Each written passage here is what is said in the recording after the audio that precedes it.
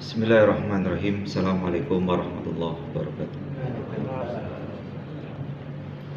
Alhamdulillahilladzi hadana li hada wa ma kunna linahtadiya laula an hadanallah.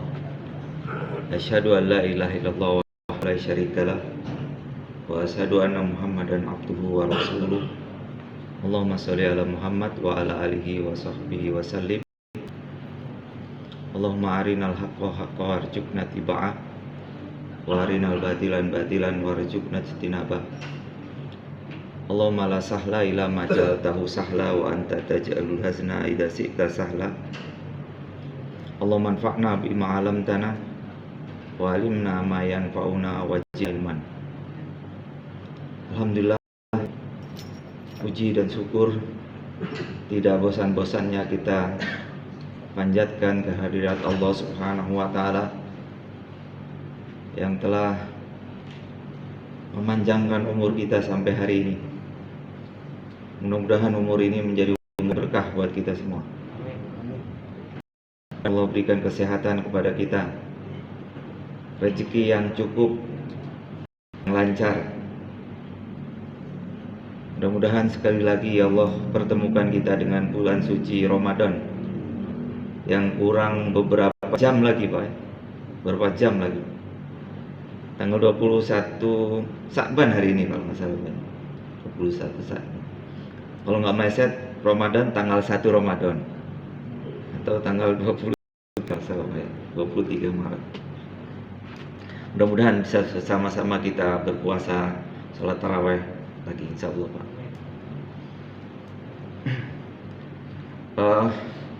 Ayat yang berkenaan dengan Isra Mi'raj Nabi ini cuman ada satu yang setahu saya di surat Al-Isra, itu pun ayat yang pertama.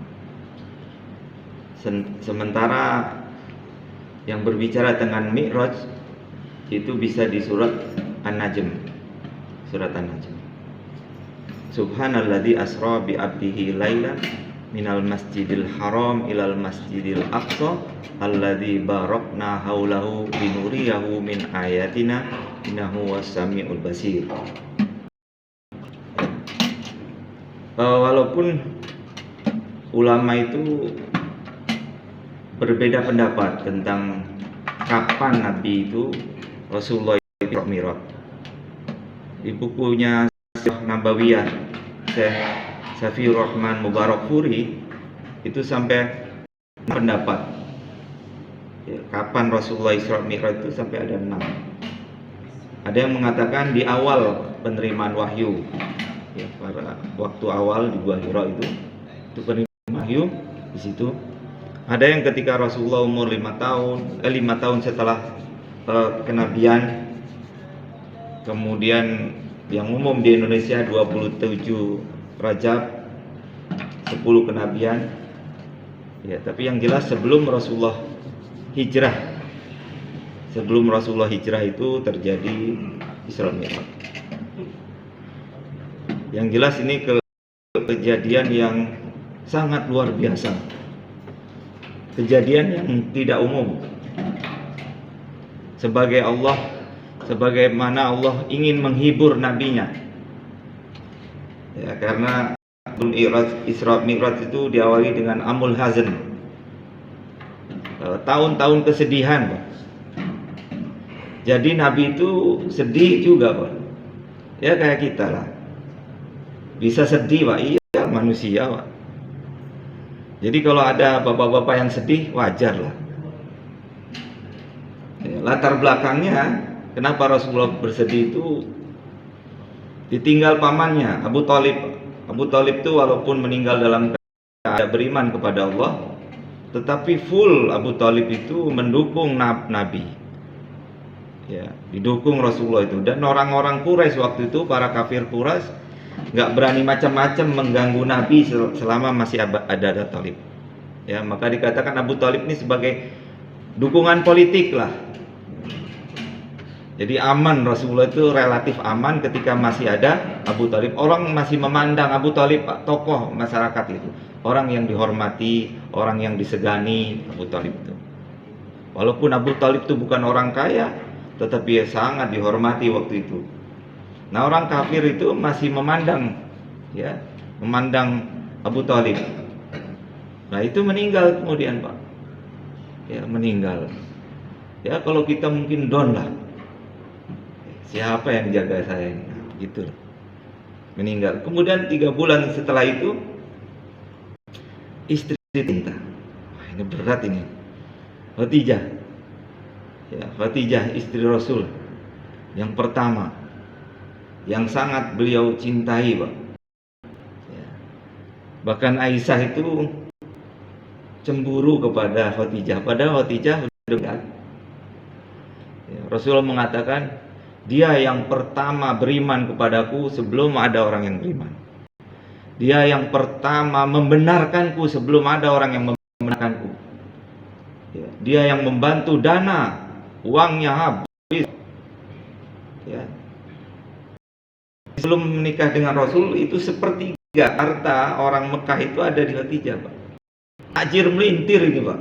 Luar biasa, Pak. Kaya Khadijah itu, cantik lagi. Walaupun sudah kali itu banyak tokoh Quraisy yang mau coba-coba dekat-dekat, tapi ditolak ini, Pak, oleh Khadijah. Wanita cantik, terhormat, kaya. Ya, itu yang dinikahi Nabi, Pak. Tapi sampai ketika meninggal itu subhanallah, sampai tidak ada penerangan minyak untuk menerangi jenazah Nabi itu nggak ada, harus pinjam pada tetangga. Itu Nabi. Masih punya hutang Rasulullah itu ketika meninggal, gandum pada orang Yahudi. Ini Nabi. Jadi Khadijah itu jatuh miskin, ya, ketika menikahi Rasulullah. Habis dia gunakan hartanya untuk Rasulullah SAW. Wajar kalau banyak nabi yang mulia, tentunya ada seratusan ribu lah, tapi wanita itu cuma sedikit yang mulia. Yang super, Maryam binti Imran. Yang kedua Asia, istrinya Fir'aun. Fir'aun itu manusia paling baik, istrinya orang yang paling baik. Wajar itu dalam dunia itu, Pak. Ada lakinya jahat, perempuannya baik, dan sebaliknya. Ada yang jahat dua-duanya, Abu Lahab. Ya, maunya sih sama-sama baik gitu, sejalan gitu ya, kayak Rasulullah dengan Khadijah. Tapi contoh banyak. Ya, ini Khadijah. Yang ketiga itu Khadijah.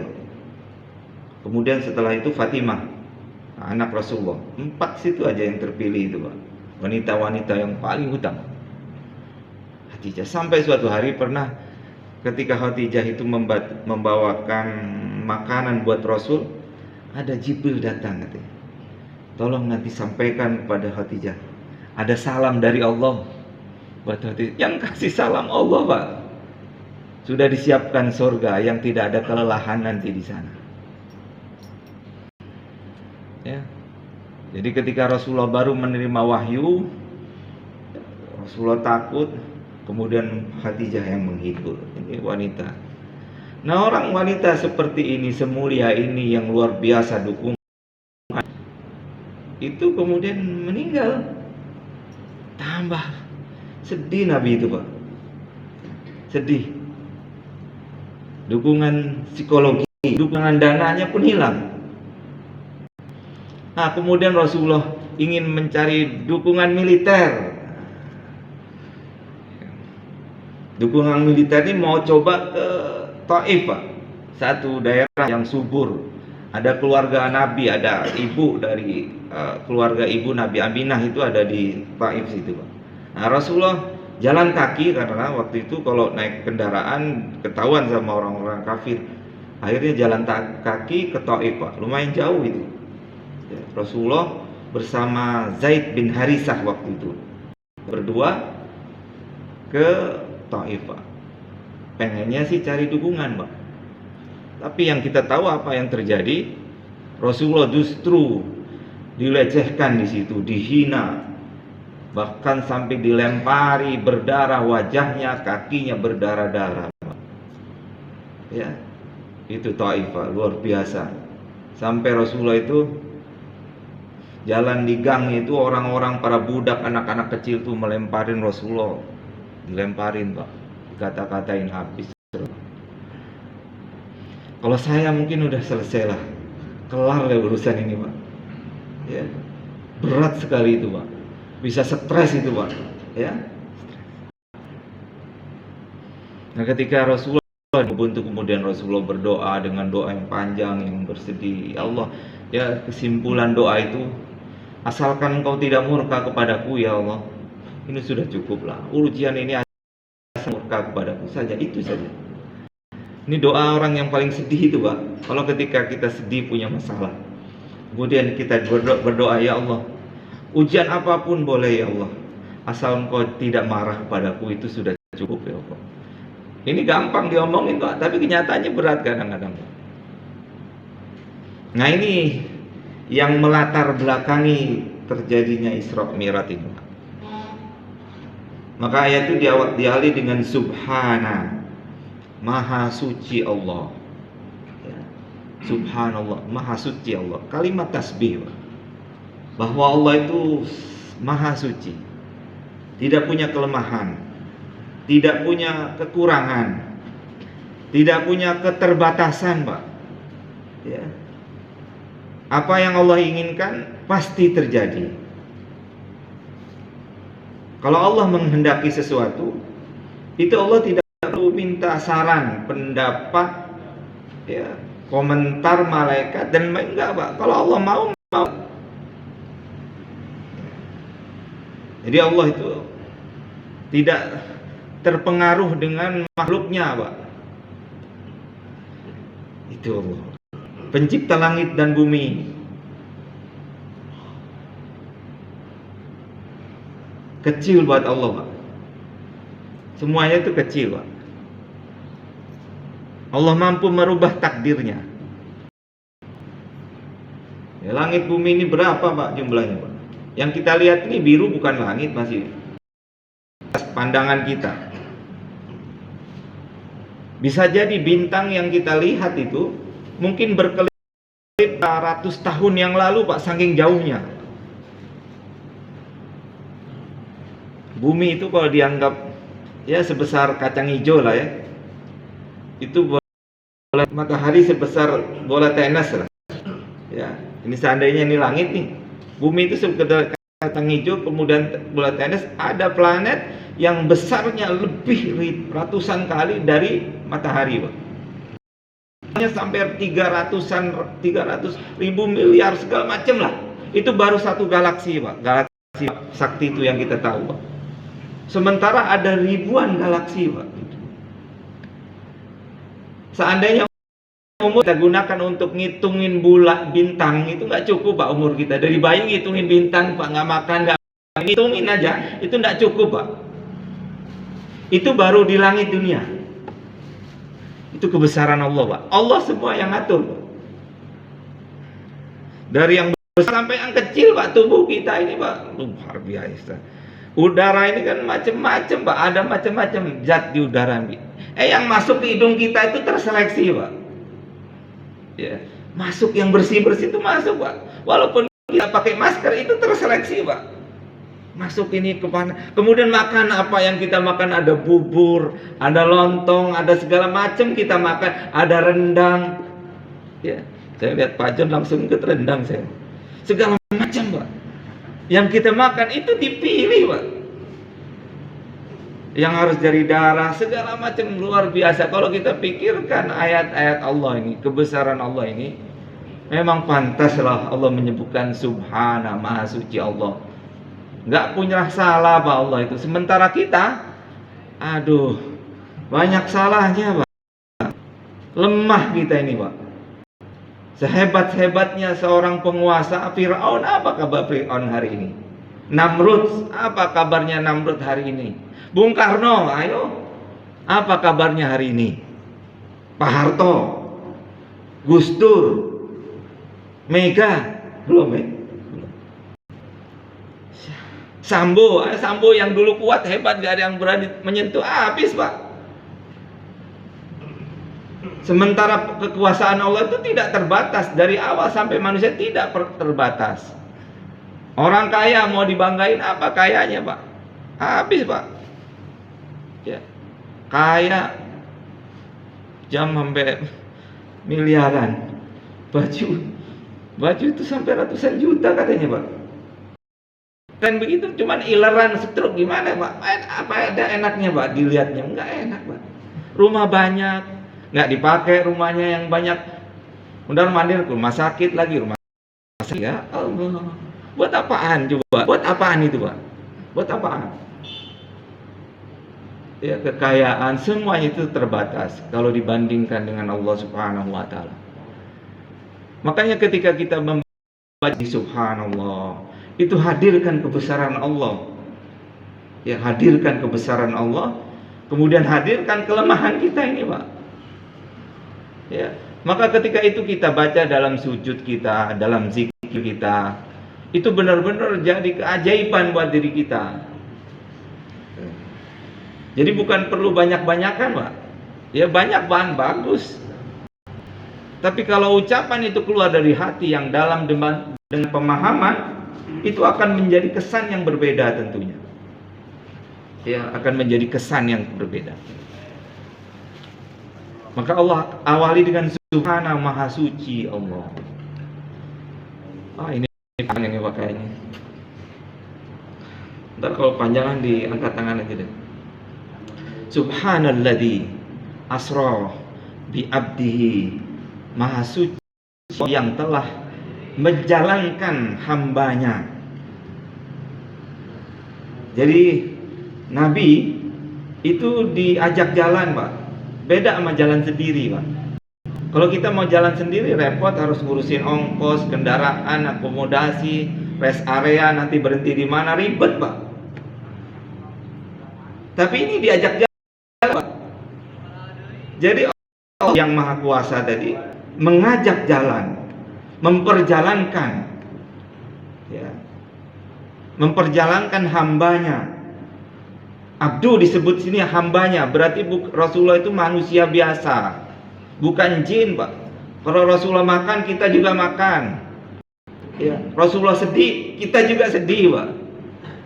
Rasulullah ibadah, kita harusnya bisa kayak Rasulullah. Jangan ada alasan, oh itu kan Nabi. Enggak, Pak. Nabi juga manusia. Nabi nikah, Nabi makan, Nabi tidur juga sama, Pak. Ya. Jadi syariat ini pas untuk manusia. Ya, karena nabinya bisa, harusnya kita bisa. Gitu.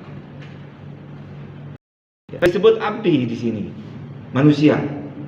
Dan abdi itu utuh, Pak. Roh dan jasad.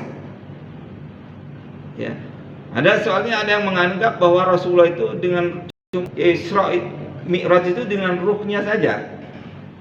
Ya, bukan jasadnya. Ada yang mengatakan begitu. Kalau itu namanya ngimpi, Pak. Nah, saya juga bisa ngimpi, Pak.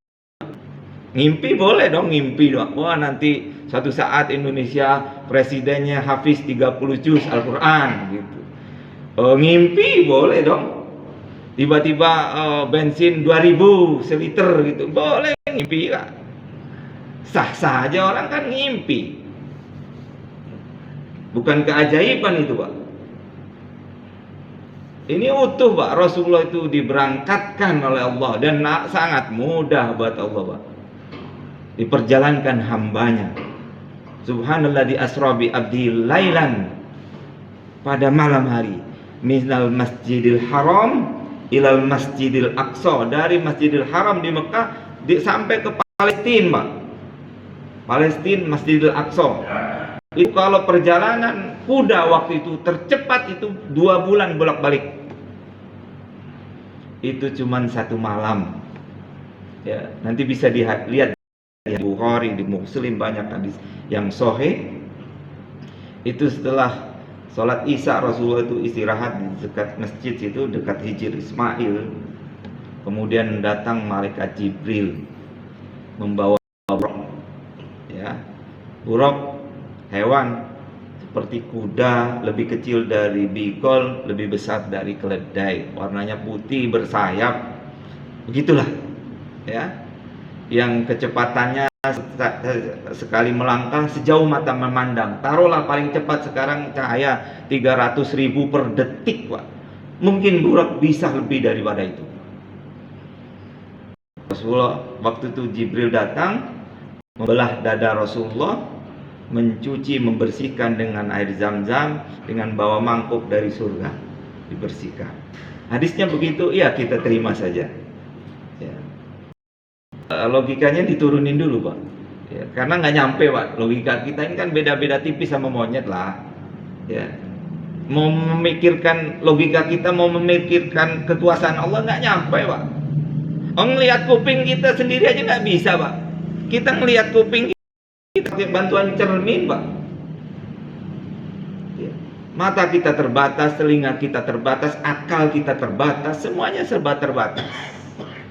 Maka kalau berbicara kekuasaan Allah ini dengan iman, tidak cukup dengan logika.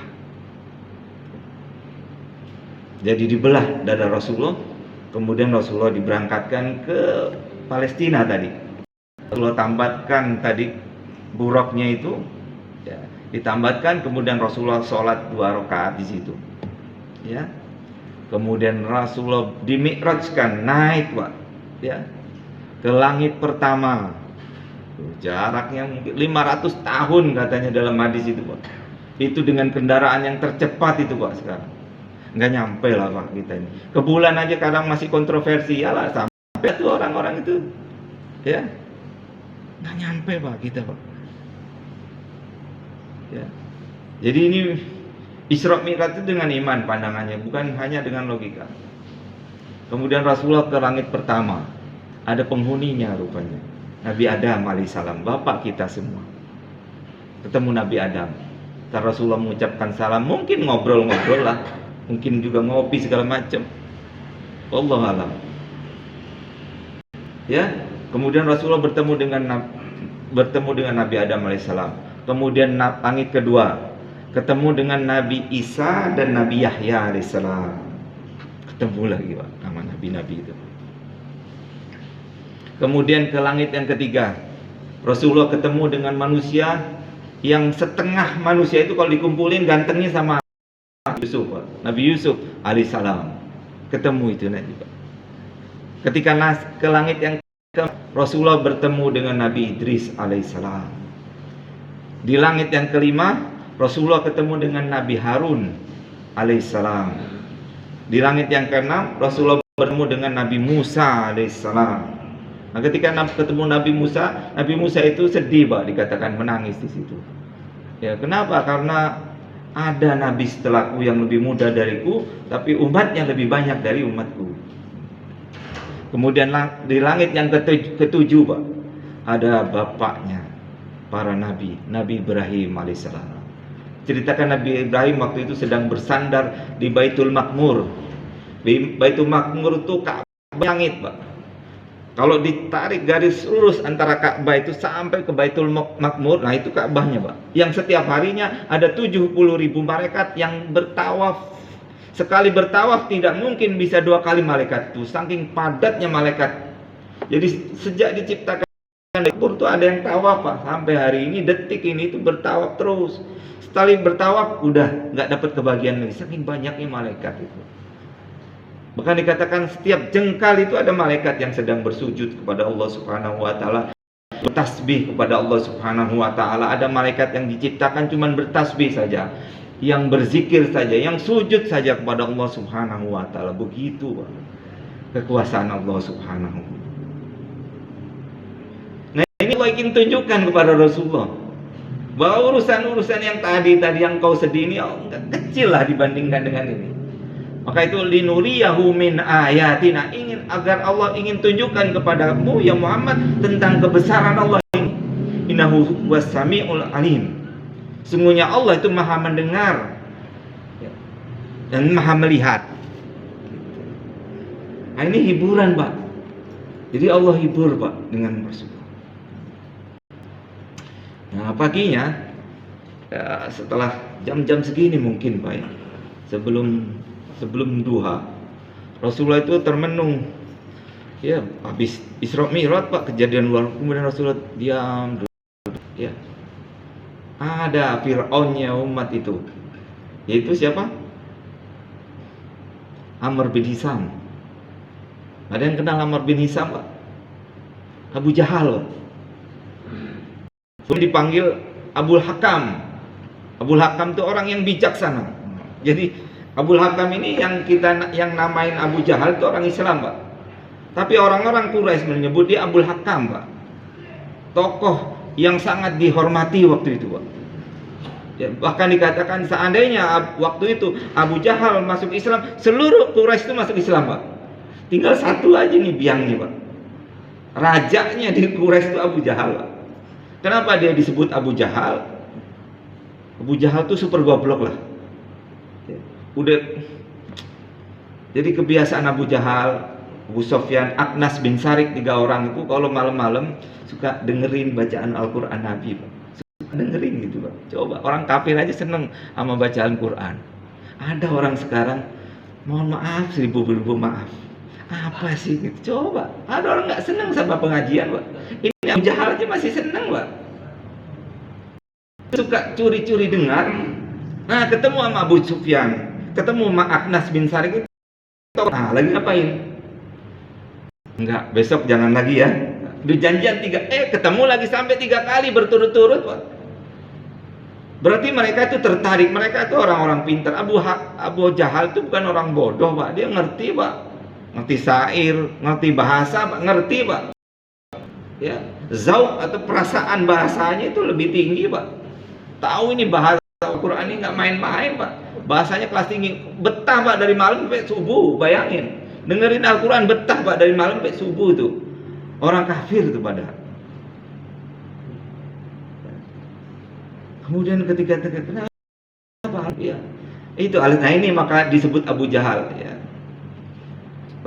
Di kaumnya Muhammad ketika memberikan makan, kami juga membela orang, sama bersaing, antara suku itu saling bersaing.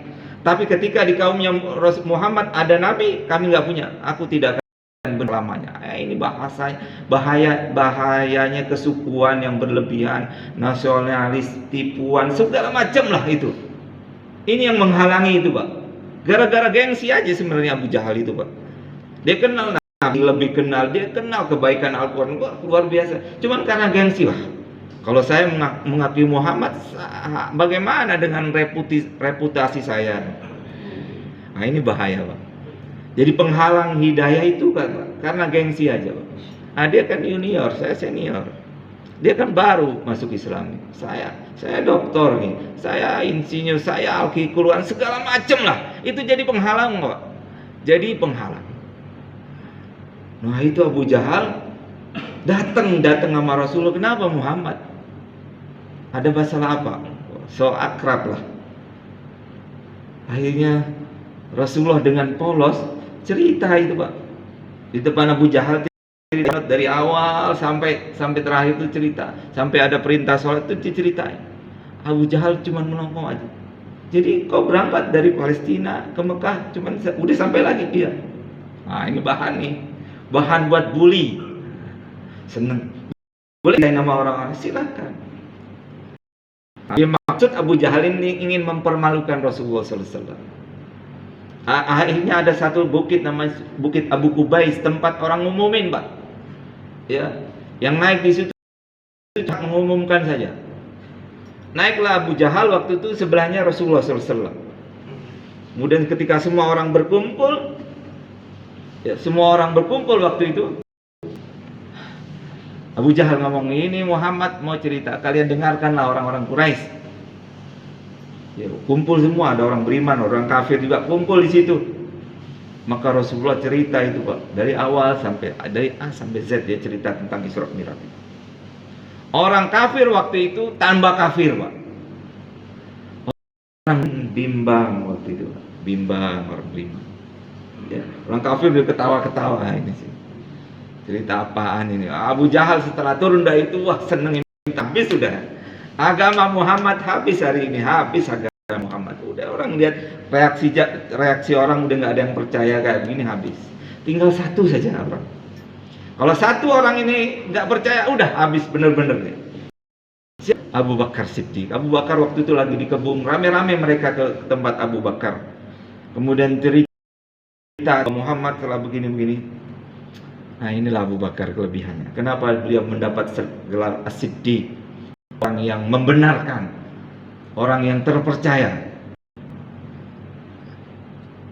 Jadi kalau itu yang sampaikan Muhammad sallallahu alaihi wasallam, lebih daripada itu aku percaya. Dan ada satu kalimat yang sampai Abu Jahal itu udah nyerah bener sama Abu Bakar.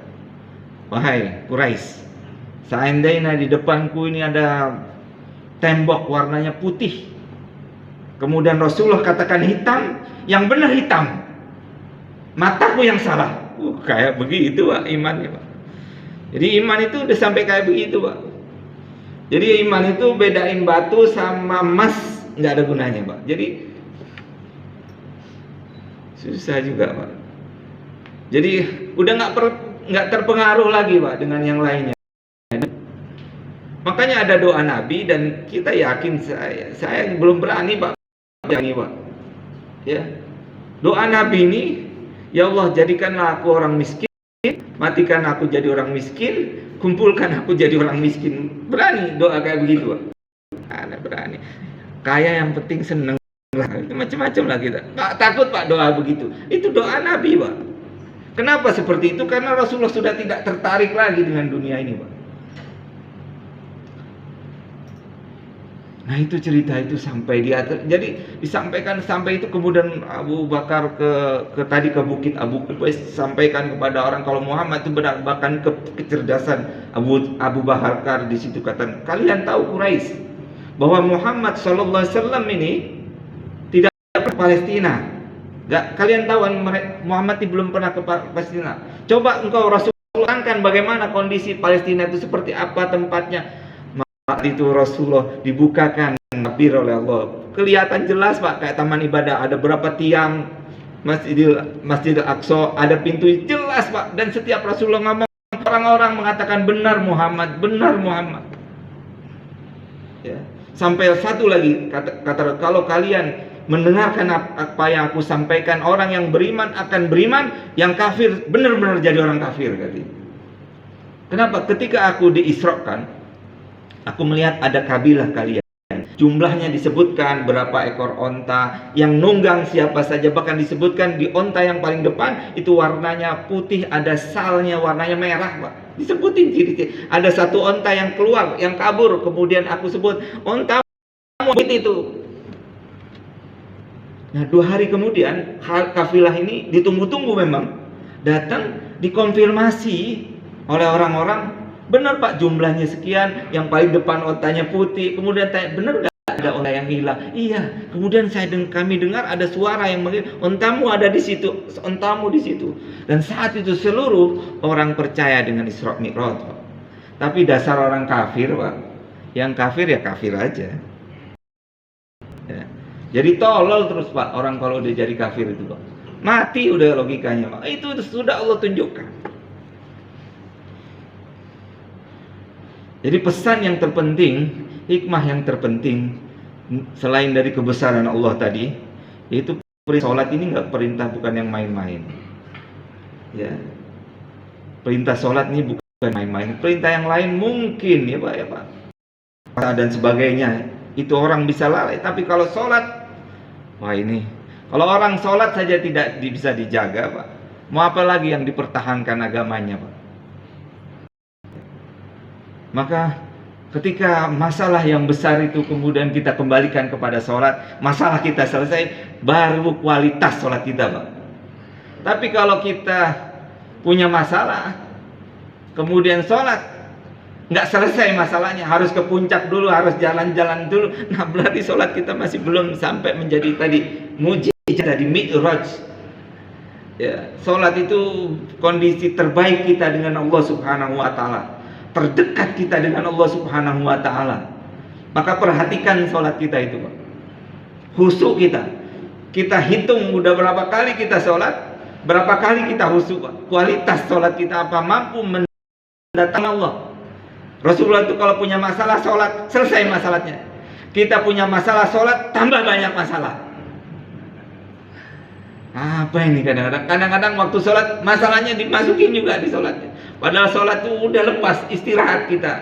Ya, ya sama-sama lah. Saya cuma ngomong doang Pak, ngomong aja Pak, gampang Pak. Ya, bagaimana hikmahnya ini kita bisa tarik keutamaan sholat ini Pak. Ya, sampai Rasulullah harus dimisratkan sebagai hiburan buat kita. Mudah-mudahan itu saja yang benar datangnya dari Allah. Yang salah dari saya mohon maaf. Ya. Subhanakallah bihamdika asyhadu an la ilaha illa anta astaghfiruka wa atubu ilaik. Assalamualaikum warahmatullahi wabarakatuh.